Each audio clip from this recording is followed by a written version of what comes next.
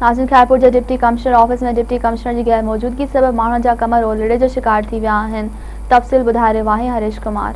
एक पासे corona virus जा कलूर आहिनि त ॿिए पासे खैरपुर ज़िले जी जेका अहम डिप्टी कमिश्नर आहे वो ऑफिस में वेही छॾे ॾिनो आहे ऐं पाण खे करंटीना करे छॾियो आहे।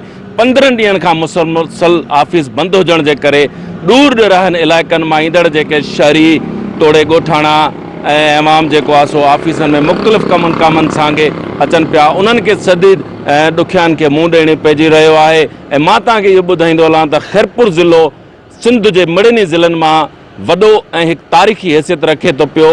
खैरपुर ज़िले जा 8 तालुका आहिनि ऐं मां तव्हांखे इहो बि ॿुधाईंदो हलां त खैरपुर ज़िलो हेॾां सांगड़ ऐं हेॾां सखर घोटकी ऐं नौशरो फिरोज़ी हिदनि सां टकराइजे थो पियो ऐं मेलनि खां उतां जेके पुछड़ी जे इलाइक़नि मां जेके अवाम अचनि था पिया मुख़्तलिफ़ कमनि ऐं सांगे डिप्टी कमिश्नर खैरपुर जी जॾहिं ऑफिस में पहुचनि था पिया त हिते ऑफिसर न हुजण जे करे उन्हनि खे मायूसी थिए थी पई ऐं मेलनि खां सफ़र करे ईंदड़ माण्हू शदीद परेशानी खे मुंहुं ॾेई रहिया आहिनि। जी।